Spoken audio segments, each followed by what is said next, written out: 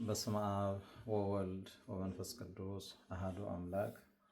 የክርስቶስ ቤተሰቦች እንዴት ቆያችሁ?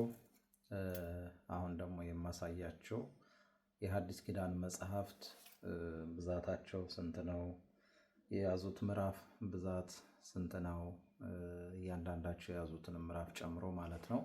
እሱን ነው የማሳያችሁ። እንግዲህ ከዚህ ነው ከላይ ነው የምንጀምረው። የማቴዎስ ወንጌል 28 ምዕራፍ አለው። የማርቆስ ወንጌል 16 ምዕራፍ አለው። የሉቃስ ወንጌል 24 ምዕራፍ አለው። የዮሐንስ ወንጌል 21 ምዕራፍ አለው። የሐዋርያት ሥራ 28 ምዕራፍ አለው። ወደ ሮሜ ሰዎች 16 ምዕራፍ አለው። አንደኛ ቆሮንቶስ 16 ምዕራፍ አለው። ሁለተኛ ቆሮንቶስ 13 ምዕራፍ አለው።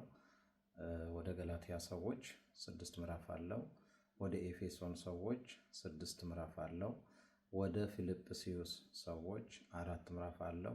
ወደ ቆላሴስ ሰዎች 4 ምዕራፍ አለው። አንደኛ ተሰሎንቄ 5 ምዕራፍ አለው። ሁለተኛ ተሰሎንቄ 3 ምዕራፍ አለው።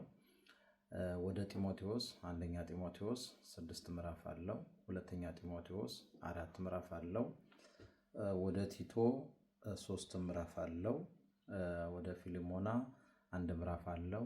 ወደ ዕብራውያን ሰዎች 13 ምዕራፍ አለው። አንደኛ ጴጥሮስ ወይንም የሐዋርያው የቅዱስ ጴጥሮስ መልእክት አንደኛ ጴጥሮስ 5 ምዕራፍ አለው። ሁለተኛ ጴጥሮስ 3 ምዕራፍ አለው።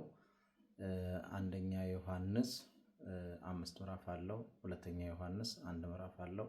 ሶስተኛ ዮሐንስ 1 ምዕራፍ አለው። የያዕቆብ መልእክት 5 ምዕራፍ አለው። የይሁዳ መልእክት 1 ምዕራፍ አለው። የዮሐንስ ራእይ 22 ምዕራፍ አለው።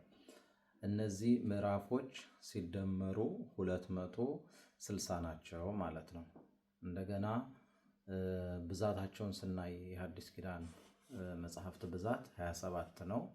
የሥርዓት መጽሐፍትን ሳንጨምር የሥርዓት መጽሐፍት የሚባሉ 8 አሉ። እነሱን በሌላ ጊዜ እናያቸዋለን።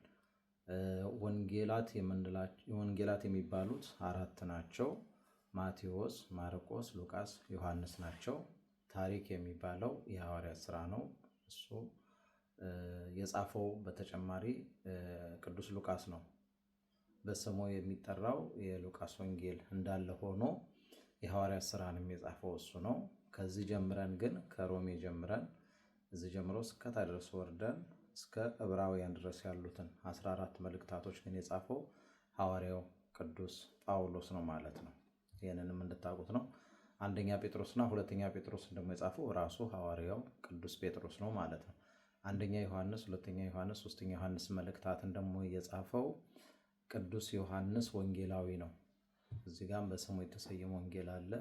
እዚህ ጋም ደግሞ እነዚህ 3ቱ መልእክታት በቅዱስ ዮሐንስ ነው የተጻፉት። መጨረሻ ላይ ያለው የዮሐንስ ራእይ 22 ምዕራፍ ያለውም የዮሐንስ ራእይ የሱ ነው ማለት ነው። ቅዱስ ዮሐንስ ነው የጻፈው።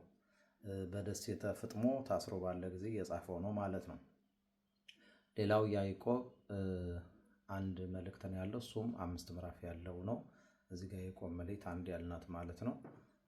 የይሁዳም መልእክት 1 ነው እዚህ ጋር ያለው ማለት ነው። ስለዚህ ዮሐንስ ራእይን ከላይ ገልጸነዋል። የምዕራፎቹን ብዛትና እንደዚሁም ደግሞ የ27 መሆናቸውን የአዲስ ኪዳን መጽሐፍት 27 መሆናቸውን እንድታውቁ በማለት ነው። ይቆየን።